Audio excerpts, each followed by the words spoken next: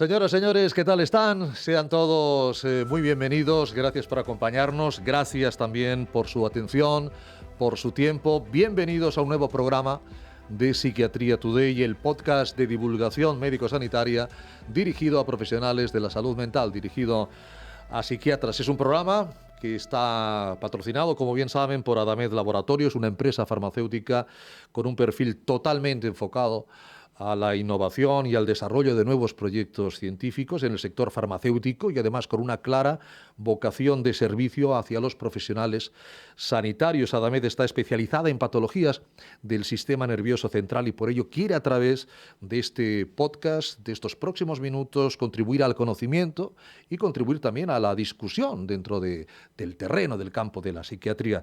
Recordar que pueden ustedes ya escuchar los programas que hemos realizado, y posteriores, Dios mediante, en la web Adamed TV Profesionales. El enlace es profesionales.adamedtv.com. Vamos a hablar de muchos temas apasionantes. Nos van a acompañar grandes ponentes. He tenido la ocasión de hablar con ellos hace unas horas y realmente creo que vamos a tener una charla muy animada sobre un tema realmente apasionante, el estigma de las enfermedades mentales. Ese es el tema principal de hoy, el estigma de las enfermedades mentales que está aumentando día a día, mes a mes, año a año, tanto que dentro de muy poco se considera que los problemas relacionados con la esfera mental van a ser la segunda causa de incapacidad en el mundo, solo después de las enfermedades coronarias. Para hablar del estigma tenemos a dos médicos y tenemos, porque también es muy importante, a las asociaciones de pacientes. Tenemos a las personas que han vivido este estigma en carne propia. Doy la bienvenida a la doctora Joana Cardozo Curbelo, que es médico psiquiatra del Hospital Arnau de Vilanova de Valencia. Doctora Cardozo, muy bienvenida y muchas gracias por acompañarnos. Gracias a ustedes por invitarme. Gracias por acompañarnos, doctora Cardozo. Igual que saludo al doctor Carlos Gómez Sánchez Lafuente, que es médico psiquiatra del Hospital Regional Universitario de Málaga. Doctor Gómez, don Carlos, bienvenido. Gracias por acompañarnos, doctor. Hola, muchas gracias a vosotros. Y también, como decía, la bienvenida a don Ángel Urbina Sánchez. El señor Urbina Sánchez es vicepresidente de la Federación de Salud Mental de Cataluña. Señor Urbina, Ángel, bienvenido también. Gracias por acompañarnos. Miren, cuando hablaba con ustedes, la doctora Cardozo me decía, hombre, el estigma es un tema ciertamente interesante, pero habría que ponerlo en contexto, ¿no? Y el contexto es realmente qué es el estigma. Fíjense, yo, con el permiso de la doctora Cardozo, me he ido rápidamente a buscar este verbo transitivo que es estigmatizar y tiene dos definiciones. Una, ofender la fama, el honor o la dignidad de una persona. Y dos, marcar a alguien con un hierro candente. Son dos afecciones ya lo suficientemente duras para entender lo que en principio es el estigma. Pero para usted como psiquiatra, ¿qué entiende, doctora Cardozo, como estigma? ¿Qué es el estigma? A ver, las palabras que has definido, más allá de como un verbo, sí, forman parte de la definición que aparece en la RAE. Exacto, exactamente sí, como lo acabas de decir. Sí. Una marca impuesta a hierro candente que siempre conlleva mala fama a la persona que es marcada, ¿no? Eso en palabras llanas, es decir, en una palabra que podemos buscar en el diccionario. Pero el estigma va mucho más allá de eso. Realmente estamos hablando de un fenómeno social muy complejo, muy complejo. Y que en un principio, si me permiten comentarlo, tenía incluso una función a nivel social, una función importante, porque no estoy hablando en la actualidad, estoy hablando de siglos pasados. Siempre, ¿vale? Las sociedades se han comportado de una determinada manera en frente a un grupo de personas, X grupo de personas que tengan características diferentes. En un principio esto fue bastante funcional para la protección de esa mayoría de personas. Por ejemplo, si tú vivías en una aldea y ciertas personas tenían una misma característica y esa característica te permitía ver que esas personas eran, qué sé yo, malhechores, pues la mayoría se unía en contra de esas personas o en protección más bien. Lo que ocurre con esto es que ha sido un fenómeno social que ha ido avanzando a medida que la sociedad avanza y ahora es, valga la redundancia, una generalización increíble y a mi manera de ver bastante cruel que existe no nada más en las enfermedades mentales, sino que existe también en diferentes colectivos, sí, donde siempre tiene que haber una diferencia, o sea, siempre tiene que haber una diferencia entre ellos y tiene que haber una diferencia en cuanto a la mayoría y a ese pequeño grupo de personas que de una o de otra manera están, por así decirlo, en un estado de minusvalía, de alguna diferencia que haya. Cogiendo todo esto, pues es exactamente eso, un proceso social complejo en el cual la sociedad separa el nosotros como común de un cierto grupo de personas, en este caso de enfermos mentales. Doctor, ahora que habla de la sociedad, quiero coger ese término y trasladárselo al doctor Gómez, a Carlos Gómez, al doctor. Que en el año 2021 todavía tengamos que hablar, y lamentablemente durante más años, de la estigmatización, yo siempre he pensado que es por falta de cultura general de las enfermedades mentales que a lo mejor hace 20, 30, 40, 50 años pues era lógico, porque había falta de información no de esto, sino de otras muchas cosas. Pero en el año 2021, ¿por qué sigue habiendo esta falta de información? Yo sigo creyendo que la estigmatización es el pozo de una ignorancia colectiva de las enfermedades mentales, doctor Gómez. Sí, y de hecho muchos estudios demuestran que la educación de la población y el contacto con las personas que tienen problemas de salud mental en este caso o con minorías, sí, ayuda a mejorar el estigma, a disminuir el estigma, ¿no? Pero claro, a nivel social se siguen ignorando muchos de los problemas de las personas en general y de las personas que tienen un problema de salud mental.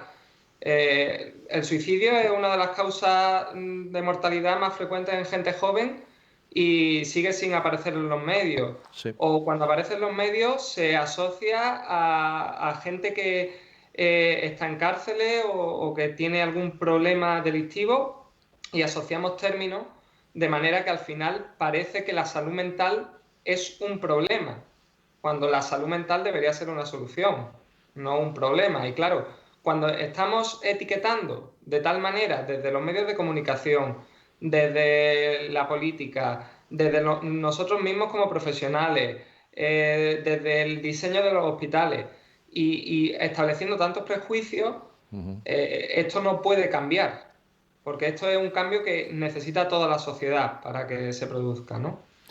Y sobre todo los que más necesitan que cambie son las personas afectadas. Y por afectadas no solamente nos referimos a las personas que tienen esa patología, sino a todo su círculo. Por supuesto, al cercano, al familiar, el de los amigos, el de la sociabilización. Luego hablaremos de los problemas del trabajo también con las personas que tienen patologías mentales. Por eso es importante el asociacionismo. Señor Urbina, usted es vicepresidente de la Federación Salud Mental Cataluña. ¿Usted ha padecido en su propia vivencia la estigmatización, señor Urbina? Por supuesto que sí, pero antes me gustaría poner en contexto qué es la Federación Salud Mental Cataluña. Nosotros somos... Esa era mi segunda pregunta, pero adelante. Sí. Pongo en contexto porque sirve un poco de referencia, ¿no? En realidad, nosotros somos estamos formados por unas 72 asociaciones a lo largo de toda Cataluña de familiares y personas en primera persona. No nos gusta hablar del concepto de personas enfermos mentales, sino personas en primera persona, personas con problemas de salud mental. Correcto. Yo soy una de esas personas con problemas de salud mental. En mi caso concreto, yo ahora mismo tengo 54 años, se me diagnosticó con 20 años. Sí. Inicialmente se me puso la etiqueta de esquizofrenia paranoide. Fui evolucionando, yo soy uno de los casos de esto de un tercio, el 33% de las personas que se recuperan en problemas de salud mental. Actualmente mi etiqueta psiquiátrica es psicosis no específica. Sí. Y me gustaría contar anécdotas personales que he vivido en primera persona, ¿no? Yo fui muy radical. Cuando el momento que quise salir del armario, que yo, un momento en que, el primer momento de mi vida totalmente estaba fuera de juego, o sea, con la comunicación y eso estaba fuera de juego, y hubo un momento en que se me dio la oportunidad de salir participando en un proyecto que se llama Obertament, que es una asociación que lo que su objetivo es la lucha contra el estigma en salud mental, concretamente, ¿no? Entonces salí en televisión, en TV3 concretamente, hablando de que yo era una persona con problemas de salud mental. En mi trabajo, yo tenía un trabajo normalizado, yo actualmente soy ingeniero, logré terminar mis estudios de ingeniero aún habiendo tenido problemas de salud mental, tardé más de la cuenta por las efectos de la educación, pero lo conseguí hacer. Y cuando salí en televisión, fue como una forma de que todo el mundo en mi empresa conociese mi problema de salud mental, en mi empresa y mis vecinos. Claro, porque nadie conocía, ni cuando estudiaba ingeniería, ni sus compañeros, ni sus profesores, ni, como usted ahora dice, ni sus vecinos, ni nadie sabía de su problemática. Bueno, había personas que las cuales tenía confianza. Eso es como decir que uno está divorciado, tal. Lo saben tus conocidos, tus amigos, que han tenido la oportunidad de verte en una situación, pero no era una cosa pública. Pero entonces, cuando públicamente... Hace 34 años había que tener mucha confianza con esa persona, ¿eh? Sí, había que tener mucha confianza, sí. Y, bueno, ¿qué pasó? ¿Qué pasó y qué pasa, no? Sí. Tengo una vecina al lado de mi casa que era una persona con la cual tenía una relación normal y corriente. Desde el momento que salí en televisión, la persona sale corriendo cada vez que me ve, me aísla, ¿no? Conocí a la misma persona, estoy casado, tengo una hija, soy el vecino de sí mismo de antes, pero desde que salí en televisión hablando de mi problema de salud mental, me ignora. En el trabajo me encontré que había personas que me decían, si eres una persona normal, ¿qué pasa contigo, no? Y digo, bueno, claro que soy una persona normal. O sea, tener un problema de salud mental no hace que te crezcan los cuernos aquí ni que seas diferente. Y todo eso me hizo reflexionar, meterme en el mundo asociativo y darme cuenta que mi problema no era un problema mío particular, sino un problema generalizado, que afecta gravemente en el proceso de recuperación de las personas. Esto es un podcast destinado a psiquiatras. Sí. Entonces, me gustaría que los psiquiatras fuesen conscientes que la persona no acaba cuando se consigue el éxito médico con la persona de recuperación de la enfermedad, sino que la persona arrastra una serie de consecuencias sociales que impiden tener oportunidades en la vida y lo cual da lugar a un círculo vicioso en que la persona no solo está atrapado por una enfermedad, sino está atrapado por un círculo social que impide pues, el trabajo, impide la educación, impide llevar una vida normal. Soy positivo. Creo que se ha avanzado bastante en la lucha contra el estigma y gracias, sobre todo, a la acción de las personas que dan la cara, que salen en los medios de comunicación, las asociaciones que han jugado un papel fundamental en romper estos mitos que rodean el problema de salud mental y que permiten que las personas den la cara, salgan y se asocien con la sociedad. Por eso me gustaría recalcar la importancia del enfoque psiquiátrico comunitario. Es decir, no basta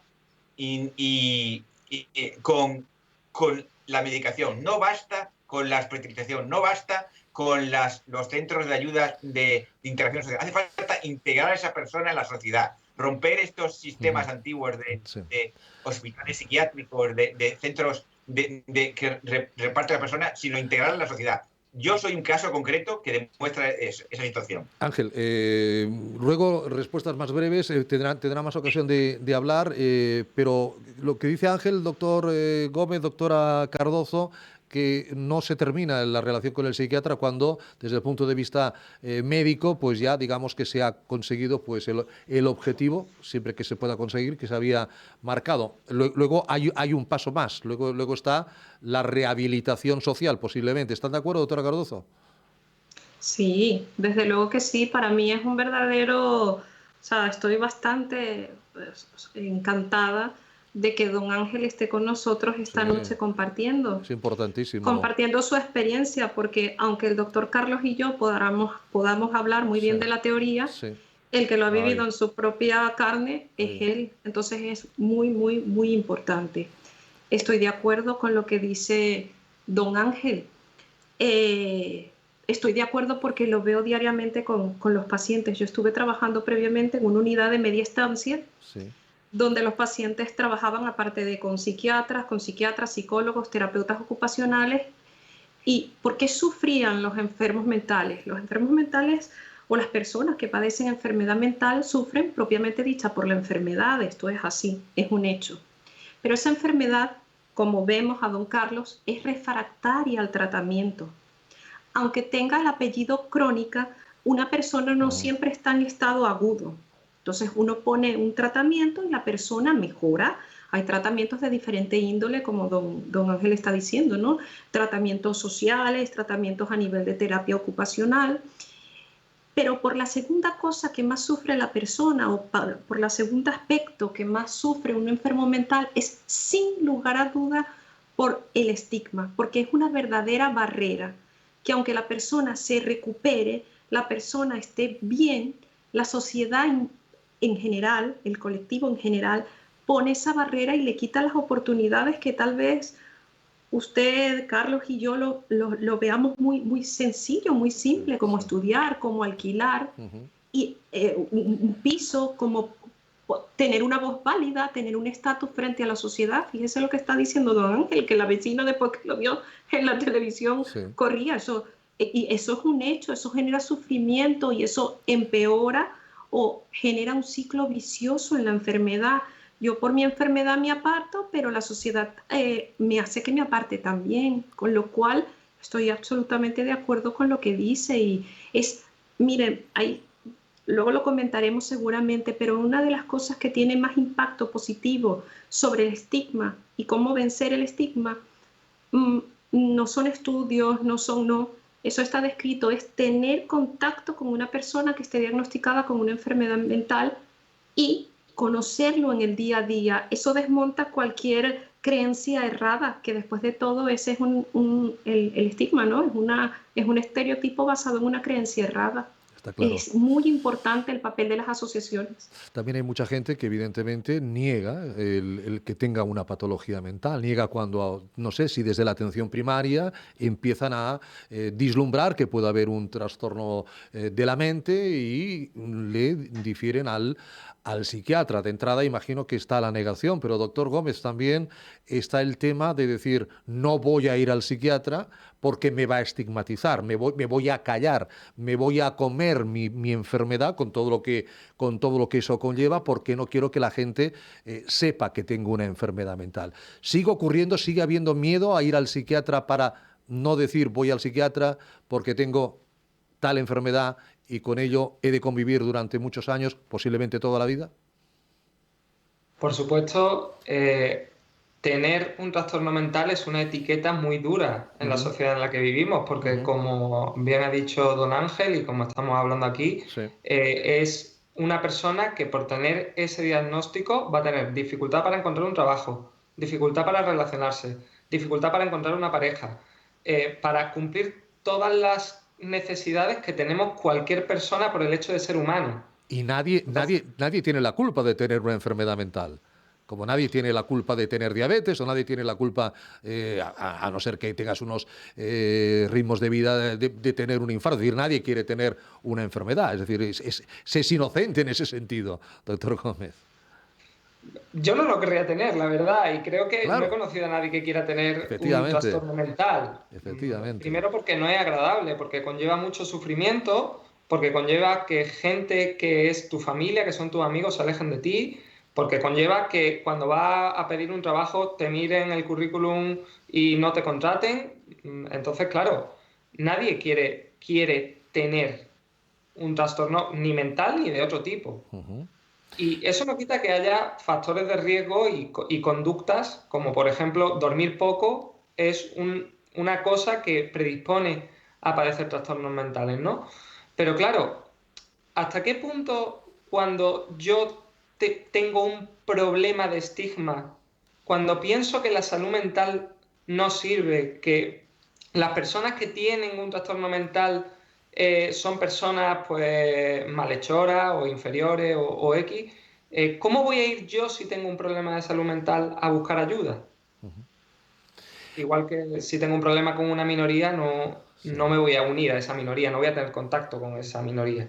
me alejo de ello y cada vez tengo más prejuicios, ¿no? También otro problema es que se mete socialmente en el mismo saco todas las enfermedades mentales, cuando el abanico es absolutamente amplísimo. ¿Quién no ha tenido una ansiedad en su vida? ¿Quién no ha tenido, aunque sea algo de depresión en su vida? Eso también es un problema de la esfera mental. Don Ángel, ¿cuánta gente configura la Federación Salud Mental Cataluña? Leo 300 socios y 130 usuarios beneficiarios del Club Social. No, vamos a ver. Nosotros somos 72 asociaciones a lo largo de toda Cataluña. Tenemos, sí, no sé el número exacto en este momento, pero más de 6.000 personas socios en nuestras diferentes asociaciones.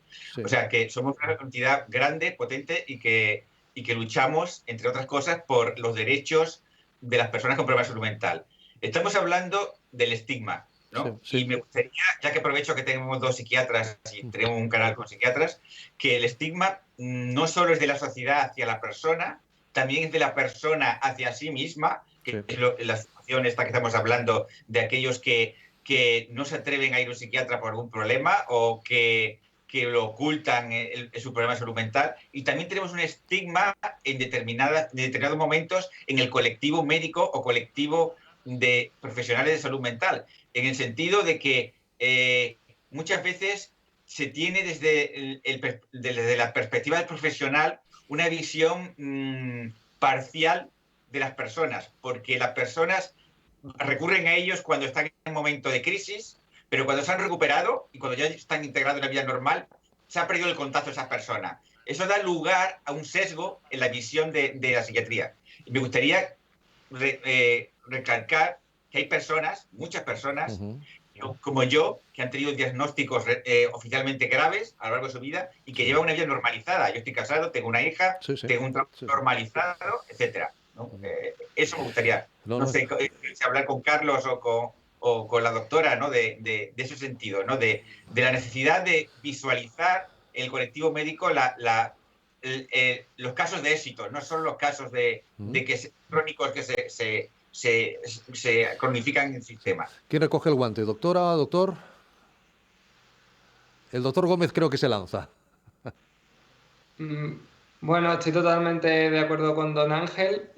Lo que pasa que algo propio de la cultura médica es que no nos gusta fallar y cuando, como usted bien ha dicho, don Ángel, si solo se recupera un tercio, significa que a 2 tercios no le estamos ayudando de la forma en la que le debemos ayudar, ¿no? Y eso creo que forma parte de la dificultad que tenemos muchas veces los psiquiatras, además, porque como personas tendemos muchas veces a hacer juicios y cuando estamos muy entrenados, a veces parece que por atender 2 días a una persona ya sabemos cuál va a ser su destino ineludible y tenemos que intentar trabajar. Y yo creo que todos los que trabajamos en salud mental, desde el punto de vista de los profesionales, tenemos que mejorar también nuestra formación hacia el estigma, porque a veces estamos muy poco formados y tenemos actitudes claramente negativas hacia nuestros pacientes. Adelante, doctora, sí. De todas maneras, en consecuencia de lo que está diciendo Carlos, yo creo, no creo, estoy segura porque lo estoy viendo, los psiquiatras, la actual psiquiatría está cambiando bastante a positivo. Por ejemplo, cuando yo hablo con el resto de mis compañeros, lo mismo que está diciendo el doctor Carlos, el compañero Carlos, cada año que pasa, cada generación que pasa, estamos viendo a nuestros pacientes de una forma bastante diferente, o por lo menos así yo lo percibo del entorno actual donde me muevo. Por los medios de comunicación, así como por una parte que cuando me den la oportunidad me gustaría hacer un llamado a los medios de comunicación porque la información que se está transmitiendo acerca de las personas con enfermedad mental es vergonzosa. De verdad que es vergonzosa en ciertos puntos.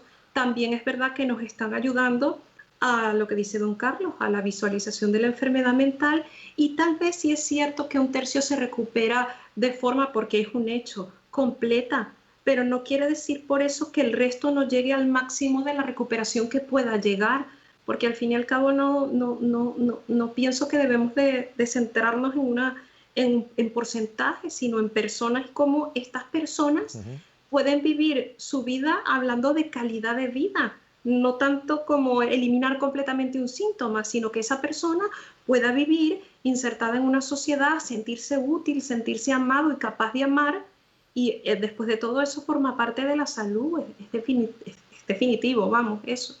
Entonces hay que tomar en cuenta estas cosas. Yo sí que veo movimientos positivos acerca de esto. De hecho, lo que estamos haciendo ahora quiero decir, es importante. Yo pienso que es importante para los cuatro, porque estamos visualizando un problema que hay, que lo aceptamos, y a diferencia de tiempos pasados donde tal vez el psiquiatra no participaba activamente, la respuesta es que aquí estamos dos psiquiatras dando la cara, ¿no? Como dicen por ahí el hash, yo doy la cara por la salud mental. Están, permítame, dos psiquiatras que yo les estoy viendo jóvenes, dos psiquiatras de las nuevas generaciones de psiquiatría. ¿Cómo están creciendo los nuevos psiquiatras, permítame, los psiquiatras con un futuro todavía tremendo en la profesión, más concienciados de esta problemática que a lo mejor generaciones de los que fueron sus profesores o incluso más atrás? ¿Está más concienciado el psiquiatra que ahora salta al ruedo, si me permiten la expresión, de ejercer la profesión, doctor Gómez?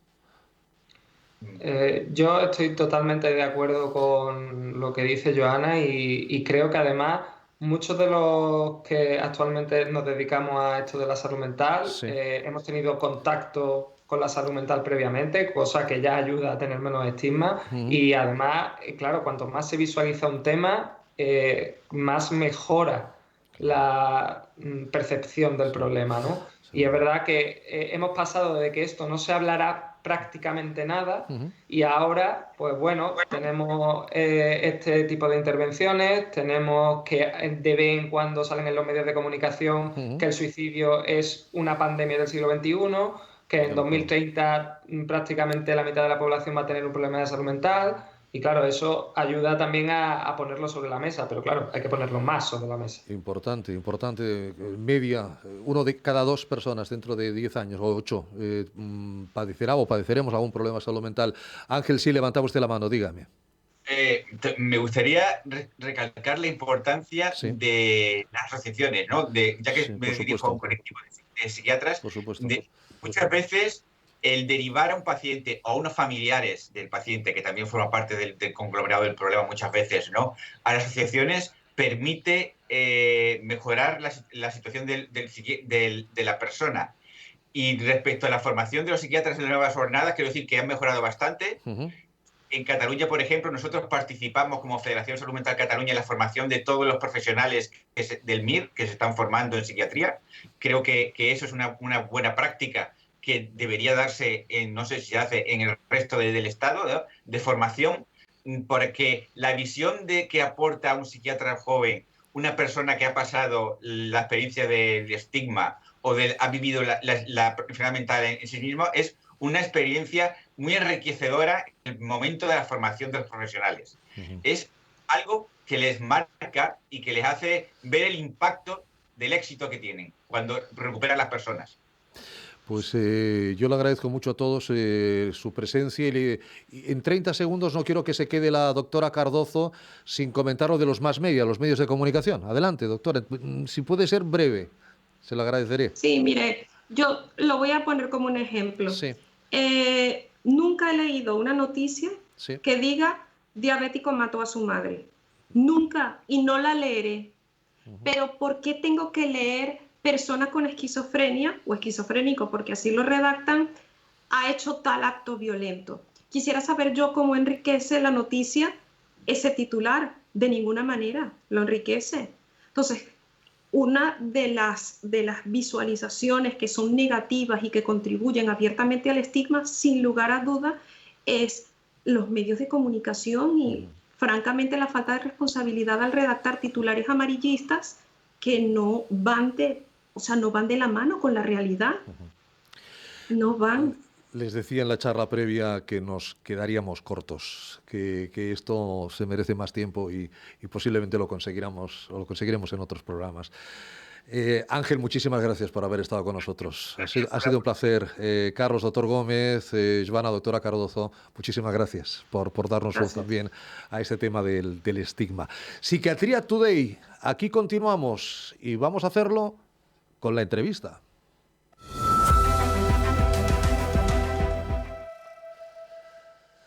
Hoy va a ser una entrevista cultural, digamos así, porque vamos a hablar de música, vamos a hablar de la mente, la música, y para ello vamos a dar la bienvenida al doctor Fabián Pavez Reyes, que es médico psiquiatra de la Red de Salud Mental de Murcia, Área 3.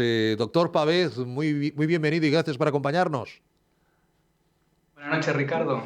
Doctor, un placer volverle a saludar, y también veo que es otro psiquiatra joven, esa juventud potente, un psiquiatra que se ha hecho una investigación enfocada en la música cantada en español, concretamente rock y punk, de las décadas 80 desde el 81 hasta el 2010, si no estoy mal informado, 30 años de música.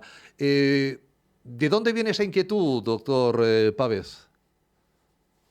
Bueno, todo viene de muy lejos y como son muy poquito el tiempo que tenemos, probablemente no pueda acotarlo, pero podría resumirlo en una búsqueda de un punto en común con nuestros pacientes, en el sentido de poder entender qué es lo que la gente que no tiene por qué tener formación en psiquiatría se representa, ¿no? Qué es lo que la gente entiende por enfermedad mental, por trastorno mental o por psiquiatría, ¿no? Y la pregunta era cómo poder acceder a esos contenidos presentes en el imaginario popular, en la población general, a través de una estrategia que fuera sistemática y replicable. Y desde ahí surgió la idea de poder hacerlo a través del estudio, ¿no? de los productos de la cultura popular, entendiéndolo como una especie de fósiles culturales a los que le podíamos interrogar y preguntar qué es lo que pensaba la gente de una determinada época y de una determinada ámbito social y cultural respecto a estos temas que eran de interés. Y la música llegó finalmente precisamente por eso, porque es una de las manifestaciones culturales más ubicuas que podemos encontrar, que está muy presente en la vida cotidiana y por tanto una fuente muy rica de información. Además, si usted lo piensa, las canciones son, por decir así, pequeñas píldoras donde en 2 minutos, 2 minutos y medio, 3 minutos en la música rock, son ¿no? Podemos encontrar historias de 3 minutos, efectivamente. Claro, podemos encontrar mucha información en muy poquito tiempo. Y finalmente la idea también de llegar a la música rock y a la música punk tenía que ver con entender desde una perspectiva que tuviera muy pocos filtros, porque la música punk en general es una música muy directa, sin grandes disquisiciones ni metáforas, ¿no? Y muy apegado a lo que una persona en un momento concreto estaba viviendo, ¿no? Una cultura muy inmediata y en ese sentido con menos sesgos a la hora de poder interpretarlo desde un punto de vista metodológico. Facilitaba mucho la concordancia entre evaluadores cuando se exploraban estos contenidos. Digamos que la música punk es una música que va directa, que se abre, que no tiene por qué ser políticamente correcta. Hablamos además de un grupo social también muy concreto, ¿no? La gente que le gusta el punk o el punk son gente de unas generaciones concretas, de unas ideologías, a lo mejor, no hablo de ideologías políticas, sino ideologías sociales, ideologías personales muy concretas, ¿no? Es decir, no tiene nada que ver escuchar una canción punk que escuchar un bolero, por ejemplo, doctor Pavez, para poner dos extremos. Sí, aunque hay un grupo de boleros aquí en Murcia, conformado por psiquiatras, que se llama Ritmo Rancio, y creo que es de lo más punk que he oído yo. Que conste que no lo Pero bueno, sabía, ¿eh? No lo sabía. pero bueno, sí, a ver, pasa con el punk varias cosas interesantes a la hora de estudiarlo, que por una parte, si usted lo piensa, discurre más o menos en el tiempo con eventos importantes de la psiquiatría, el advenimiento del DSM, de la edición, de la revisión, ¿no? Y por ejemplo, también de la reforma psiquiátrica por los años 80, y discurre a lo largo de cómo también han ido cambiando los modelos de atención sanitaria en España, Sí. con lo cual ahí hay un paralelismo, no directo, pero sí por lo menos a nivel del desarrollo histórico, que es interesante. Y por otro lado, está el aspecto que usted mencionaba, en el sentido de que el punk suele estar mucho más identificado con grupos sociales minoritarios o con una perspectiva más crítica, ¿no? de la sociedad. Y si uno entiende el colectivo de las personas con trastornos mentales, la compañera hablaba antes de la estigmatización, ¿no? Sí. Era posible esperar que ese grupo de personas pudiera estar de una u otra manera representada o reflejada en las letras, ¿no? Hay muchas cosas en la vida que nos pueden cambiar el estado de ánimo, pero en un segundo, como encender o apagar un interruptor, un olor, por ejemplo, ¿no? O el recuerdo, te hablan del colegio, te vienen olores inmediatamente, te recuerdas tu primer beso. Todos tenemos una banda sonora en nuestra vida. Hay músicas que escuchamos, canciones que escuchamos, sintonías que escuchamos y nos ponen en un estado de, imagino en algunas ocasiones de alegría, en otros de melancolía. Habría que preguntar a los psiquiatras cuando tienen al paciente delante cuáles son las músicas que escucha, cuáles son las músicas favoritas. ¿Eso podría ayudar en la anamnesis, doctor? Yo pienso que en psiquiatría toda información es útil. La música, desde luego, es una de muchas facetas que nos permiten explorar el mundo interior de nuestros pacientes. Y así como puede ser la música o pueden ser otros elementos. Normalmente yo creo que en general el proceso mismo de construir la alianza terapéutica y de tener una entrevista con una persona que viene demandando ayuda pasa por entender con quién estamos hablando, por entender ese mundo, ¿no? Y dentro de eso nos aproximamos a sus visiones del mundo, a sus gustos, a sus hobbies, y entre esas cosas, la música, a veces pacientes más jóvenes, las series que están viendo, el libro que están leyendo, todo ese tipo de cosas, desde luego que yo creo que enriquecen la mirada de un psiquiatra en relación al mundo interno de nuestros pacientes.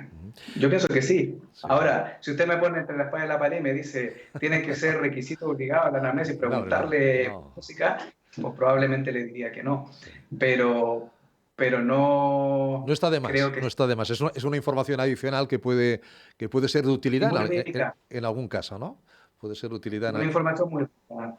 Para muchos, sí. Y sobre todo antes, la música funcionaba mucho como una especie de test proyectivo, en el sentido de que muchas de las canciones o de las músicas que se utilizaban decían mucho de la identidad de la persona con la que estábamos tratando, ¿no?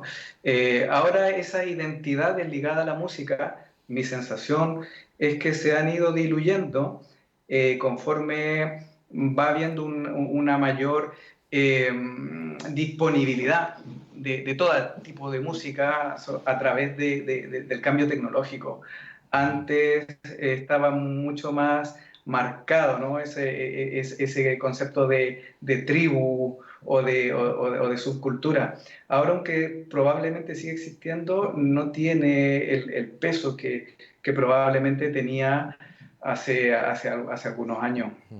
Doctor Pavés, ¿y esta investigación la ha hecho usted llegar a sus colegas, a los psiquiatras? ¿El estudio se ha publicado?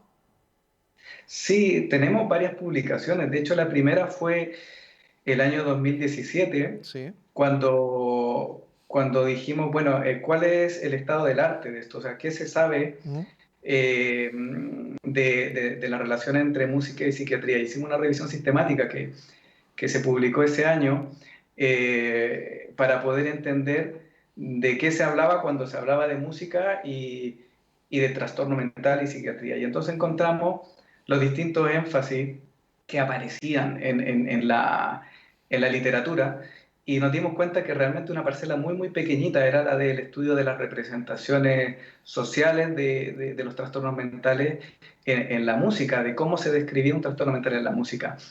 Y la gran mayoría de una calidad metodológica muy baja, reservándose sobre todo a artículos de opinión y a ensayos. Y los pocos trabajos que tenían algún grado mayor de sistematización en cuanto a la técnica, ¿no? A la estrategia de investigación, solían estar ligados a los trastornos por uso de sustancias. Claro, nosotros pensábamos que no solo los trastornos por uso de sustancias merecían esa atención, también pensando en las dinámicas de estigma y cómo eso se podía reproducir, este tipo de discurso en algunas manifestaciones culturales y de alguna manera llegar o amplificarse ante la población.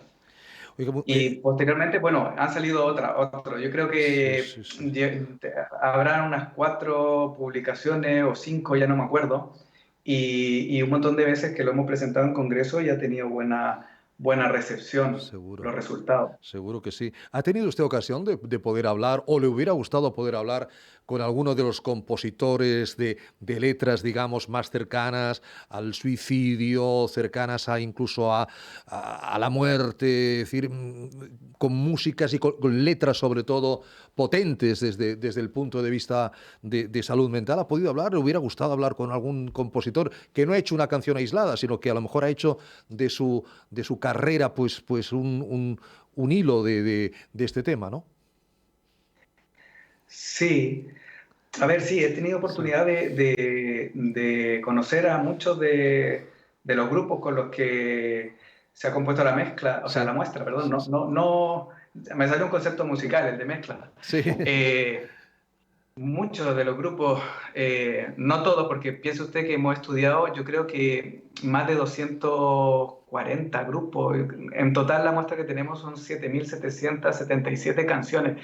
Entonces con todos los grupos no podemos tener contacto, pero sí con muchos de ellos. Y la verdad es que es interesante porque normalmente se entiende la música rock o el punk como una música muy callejera. Sí. En general gente con poca formación académica, gente de clase trabajadora, y que finalmente nos aportan unos contenidos que dan cuenta de una observación muy aguda de una realidad que están viviendo, y que en muchos casos, por ejemplo, en un piloto de estudio que hicimos sobre suicidio con los compañeros de la Universidad de Otago, Wellington, en Nueva Zelanda, vimos que a las conclusiones que podíamos llegar en base a las descripciones que se hacían del suicidio de las canciones eran muy, muy consistentes con lo que la literatura en suicidio venía demostrando desde hace un tiempo. Pues, doctor Pavés, le agradezco muchísimo, Fabián Pavés, el que haya estado con nosotros y nos haya introducido en ese apasionante mundo también de la música punk y toda su relación con la salud mental. Gracias, doctor. Hasta otro momento. Cuídese mucho. Pues muchas gracias a usted por la invitación. Ha sido un placer. Nosotros estamos ya en la parte final del programa y saben que la dedicamos siempre a lo que llamamos la agenda.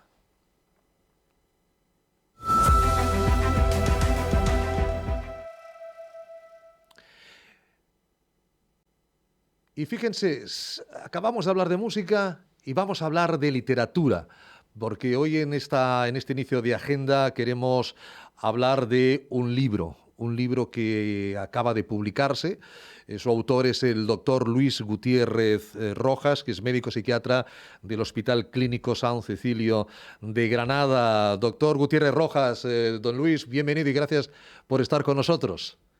Para mí es un auténtico placer. Muchísimas gracias por tenerme en cuenta para este programa de radio y es un placer estar con todos vosotros. Igualmente le digo, doctor, faltaría más. Acaba de publicar un libro, La belleza de vivir. Además ha participado el doctor en numerosas charlas sobre cómo educar a sus hijos, a los hijos en general, no a los suyos, a los hijos en general. La belleza de vivir. Yo le quiero decir la verdad, yo cuando vi el título del libro me recordó aquella película de James Stewart, ¿no? Qué bello es vivir. Porque usted habla de que vivimos en un mundo contradictorio y apasionante, que lo tenemos todo, pero que nos sigue faltando mucho. Mejor que lo cuente usted. ¿Qué le lleva a escribir La belleza de vivir, doctor?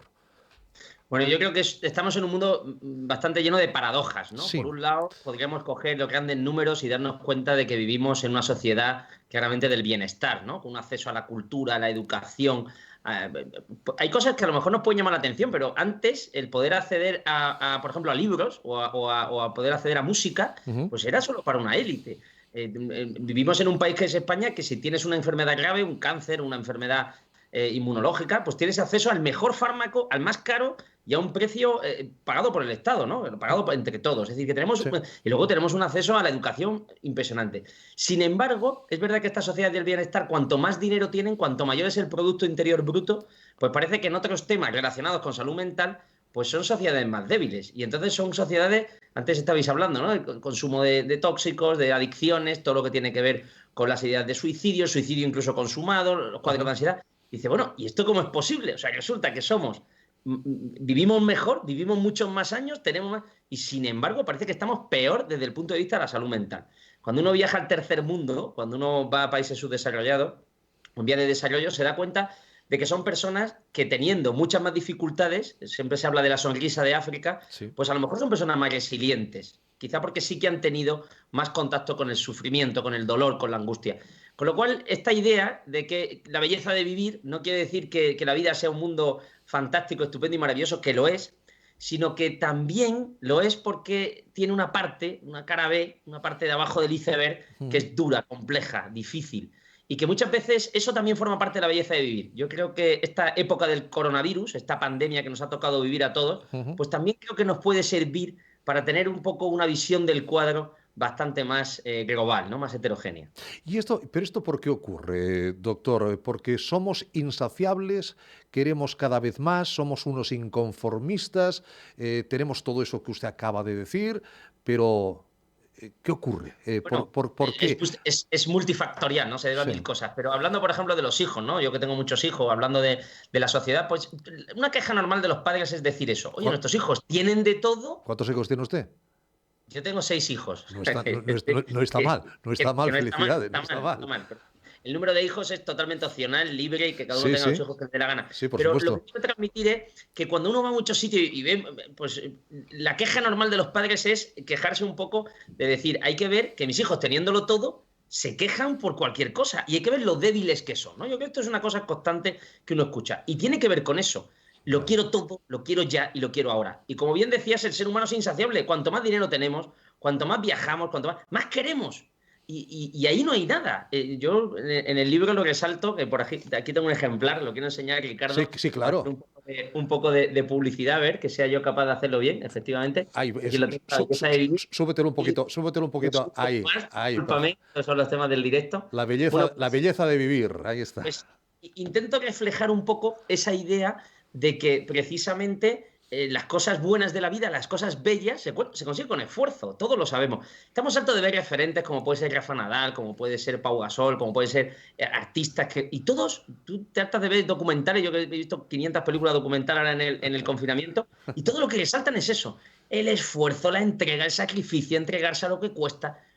Pero ¿cómo vamos a conseguir que nuestros hijos tengan esas virtudes, esas capacidades, si lo tienen todo tan fácil? Hay una canción de Queen, dice, lo quiero todo, lo quiero ya y lo quiero ahora. Exacto. Bueno, pues así nos va. Entonces, aunque todo esto es multifactorial y tiene que ver con millones de factores también biológicos, sociológicos, donde yo pongo el acento es en la educación.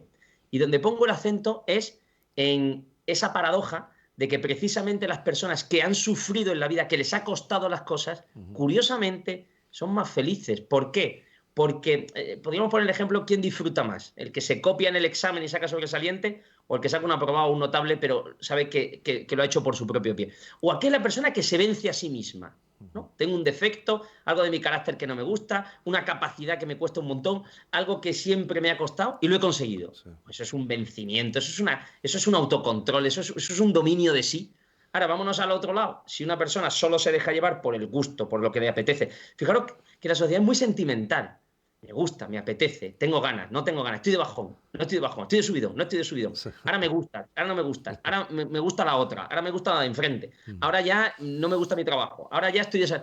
Claro, una persona que solo se deja llevar continuamente por las apetencias, pues va a ser muy débil, ¿no? Y todas estas paradojas son las que voy desarrollando en el libro. Sí.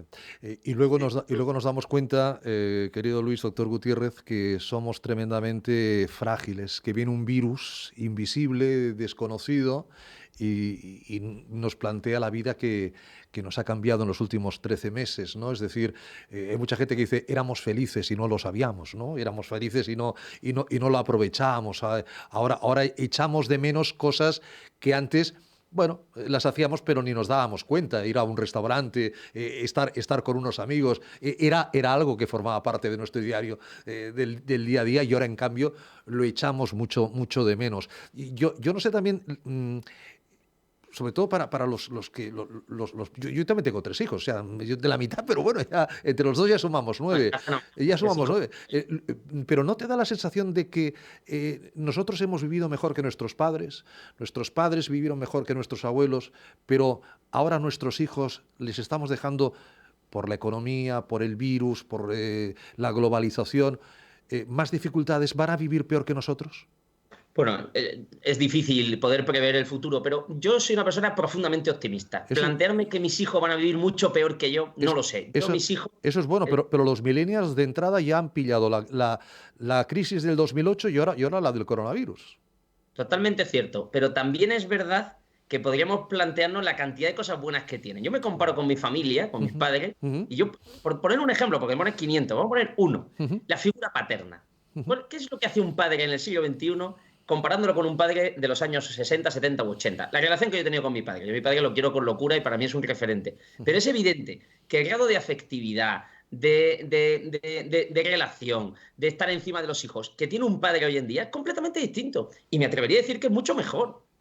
Esto a veces no se habla. Parece que siempre ponemos el acento en lo malo. Nuestros hijos van a ser mejores o peores. Nuestros hijos tienen que ser educados en la virtud, que es la manera de ser educados en la libertad.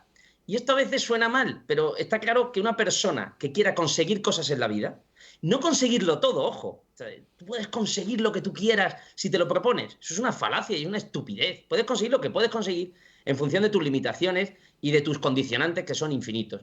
Pero con las cartas que te ha tocado, con el póker de la vida, a ver si juega bien tus cartas. Y para eso tienes que tener educada la voluntad. ¿Qué es lo importante de un millennial? Pues educarle la voluntad.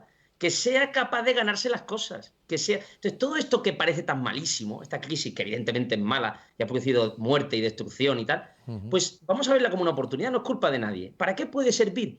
Para recordar, como tú señalabas, todo aquello que... Tú decías, antes éramos felices. Sí, sin saberlo. No están de acuerdo. O sea, porque esto le pasa a las personas que tienen un cáncer, ¿no? Y dicen, o una enfermedad grave. Dicen, antes sí que me iba todo bien. No, antes te iba muy bien, pero te quejabas más que nadie.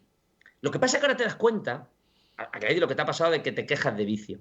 Luego, a lo mejor esta crisis nos puede servir para darnos cuenta de lo que tenemos. La seguridad. Vivimos en un país apasionante. Vivimos en un momento de la historia impresionante. Nunca el ser humano ha vivido más años. Sí. Nunca hemos tenido más posibilidades de viajar por 4 duros. O sea, esto parece una tontería. Es que antes solo viajaban los ricos. Es que ahora viaja hasta el tío más pobre del mundo y eso es fantástico. Es decir, creo que los millennials, que es una sociedad también que tiene un acceso, como digo, a la información como jamás el hombre ha tenido en su historia, tienen que ser educados en la virtud. Y para eso tenemos que ponérselo un poquito más difícil. A ver si esto sirve para que podamos sacar lo mejor de ellos, los mejores talentos. Los talentos se tienen que sacar enfrentándose a la dificultad. Si no, es imposible. Yo veo muchos padres que quieren que sus hijos sean virtuosos, pero poniéndoselo todo fácil. Me parece un sinsentido. No, hay que ser virtuoso, hay que saber de las virtudes, pero hay que saber de los defectos también. Hay que mirarte al espejo y saber quién eres, ¿no, doctor? Y aceptarlo, y lo que puedas mejorar, intentar mejorarlo, claro está. Totalmente. Una imagen que me gusta mucho es la de Aquiles, ¿no? Aquiles es ese guerrero griego que nos ponían los filósofos, cuadrado, diríamos hoy que era metrosexual, ¿no? De gimnasio, depilado, un tío guapetón. Pero Aquiles fue introducido en la marmita por el talón. Es decir, que de todo su cuerpo, el talón era lo más débil. Sí, señor. Porque esa fue la única parte que no tocó esa marmita mágica. Entonces, ¿qué pasa? Que cuando le pegas en el talón, te lo cargas. ¿Qué querían decir los griegos? Que todas las personas tenemos defectos. Pensar que una persona es el más guapo, el más listo, el más fuerte, el que lo hace todo. Fíjate, el que saca muy buenas notas o en la vida es muy buen deportista o tiene un físico descomunal, suele ser una persona a veces insoportable, muy chula. ¿Por qué? Porque no reconoce sus defectos. No hay nada peor que vivir en una sociedad de seres perfectos. Y en el libro hablo mucho de esto. La belleza de vivir también es reconocer tu defecto. Yo durante siglos he estado ganando muchísimo dinero haciendo monólogos de humor, hablando de un defecto. Y es que me llamo Luis Gutiérrez Rojas y no pronuncio la R. Menos mal que, bueno, si me hubiera llamado Ricardo, menos mal que no me pusieron mi padre que Ricardo Gutiérrez Rojas. Yo hubiera sido, ya es toda la vida, dilo del perro de San Roque, que seguro que lo dicen mal. Reírse de uno mismo, de los defectos que uno tiene, es pura salud mental. Estamos hartos de ver pacientes en consulta que sufren por un concepto que decimos de broma en Andalucía, que es una chomina, una estupidez, una tontería, algo que no tiene mayor importancia.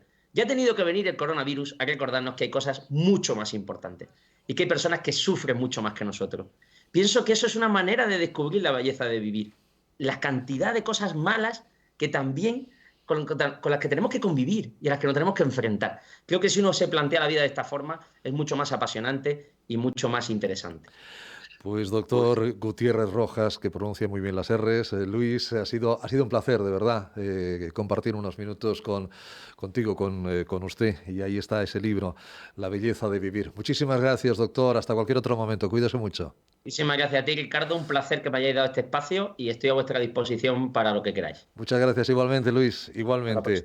Estamos en la agenda, estamos cerrando, pero aparte de este libro, La belleza de vivir, del doctor Gutiérrez Rojas, también en los próximos días 16 y 17 de abril se celebrará de forma online el 32º Congreso Nacional de la Sociedad Española de Psiquiatría y Psicoterapia del Niño y del Adolescente, cuyo tema de este año es intervenciones psicoterapéuticas y su evaluación. Pueden entrar para más información en congresos.sepinna.com, web que ya conocen todos ustedes.